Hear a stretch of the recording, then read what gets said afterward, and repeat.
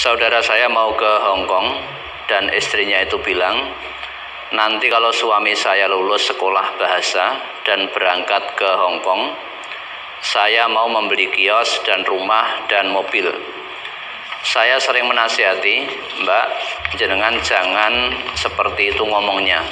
Lebih baik jenengan doakan suami jenengan supaya lulus biar nanti bisa berangkat.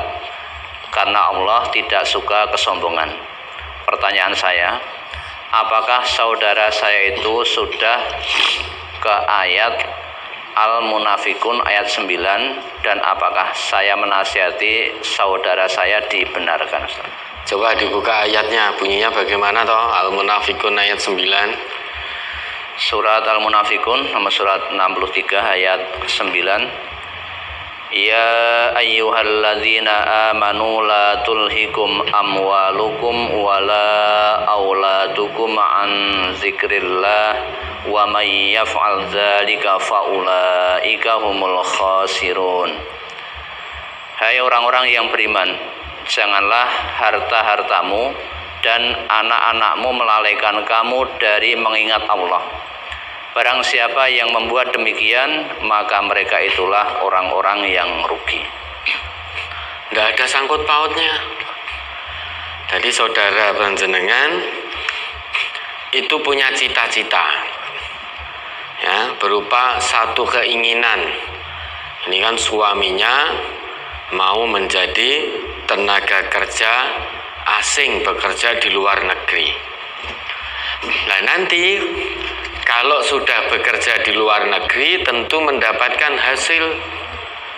Nah mungkin hasilnya lebih banyak daripada saat kerja di sini. Nah, saudara panjenengan punya cita-cita.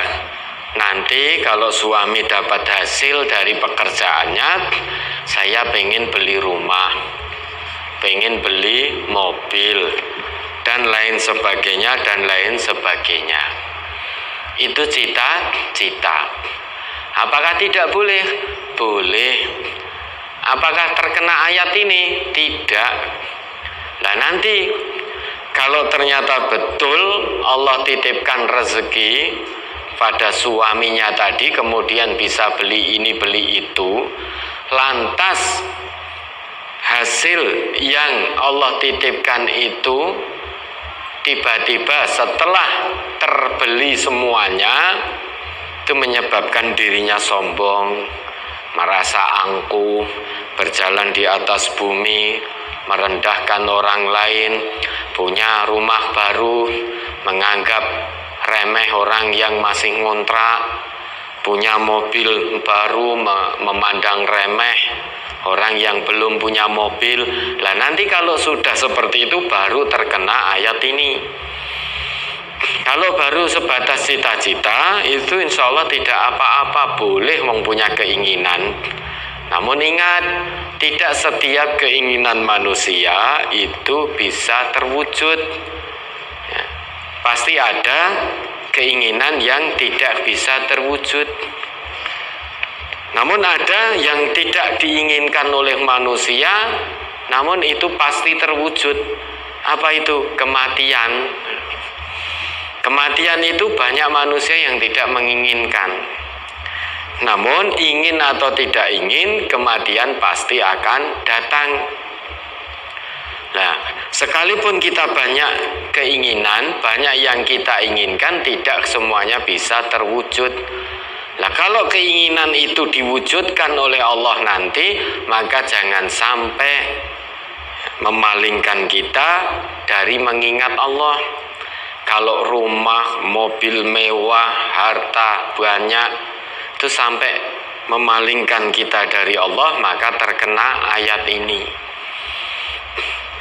Kalau itu tidak memalingkan diri kita dari Allah, ya tidak terkena ayat ini.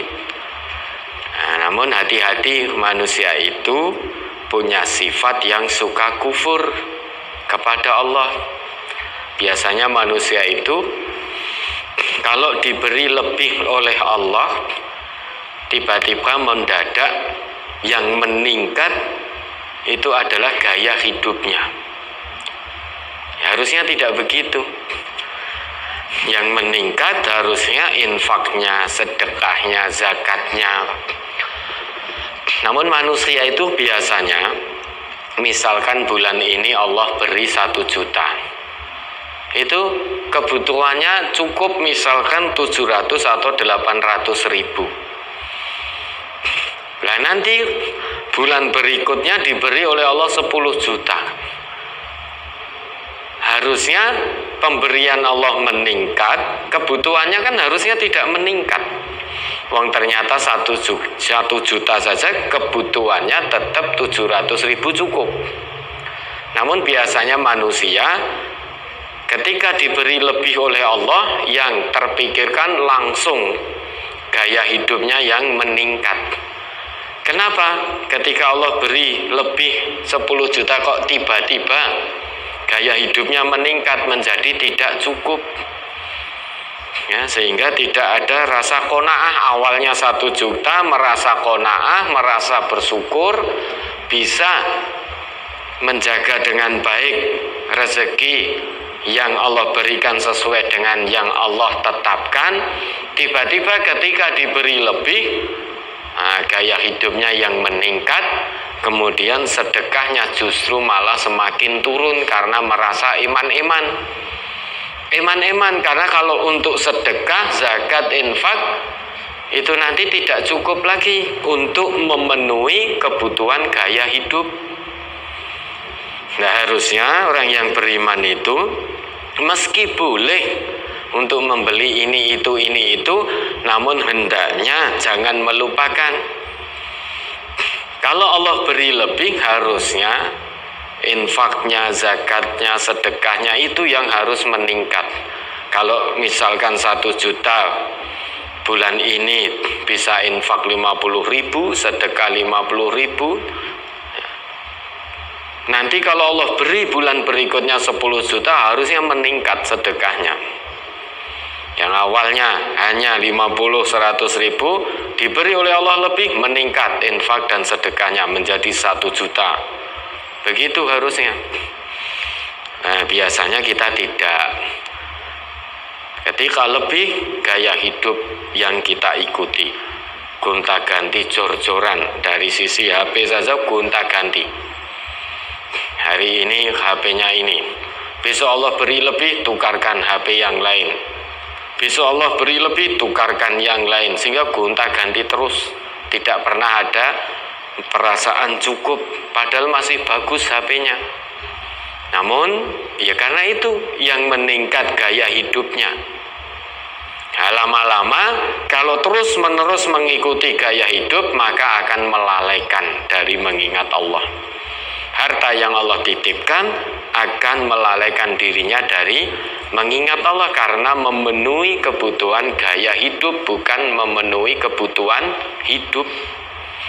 Nah, ketika terus memenuhi kebutuhan gaya hidup, maka yang menurun infaknya, zakatnya, sedekahnya. Karena ada perasaan iman. Iman kalau nanti disedekahkan, kebutuhan gaya hidup saya untuk beli HP ini, mobil ini, rumah ini menjadi kurang. Nah, maka itu perasaan was-was, ditakut-takuti oleh setan kalau infak, sedekah, zakat dan lain sebagainya nanti menjadi miskin. Asyaitonu ya'idukumul faqr. Setan itu menjanjikan, bujuk-bujui kita terhadap kemiskinan. Maka hati-hati kalau tadi hanya sekedar cita-cita. Wallahu a'lam, kita tidak tahu. Bisa jadi nanti bisa membeli apa yang dicita-citakan atas pertolongan Allah, justru bisa semakin lebih dekat lagi kepada Allah. Kita tidak mengetahui.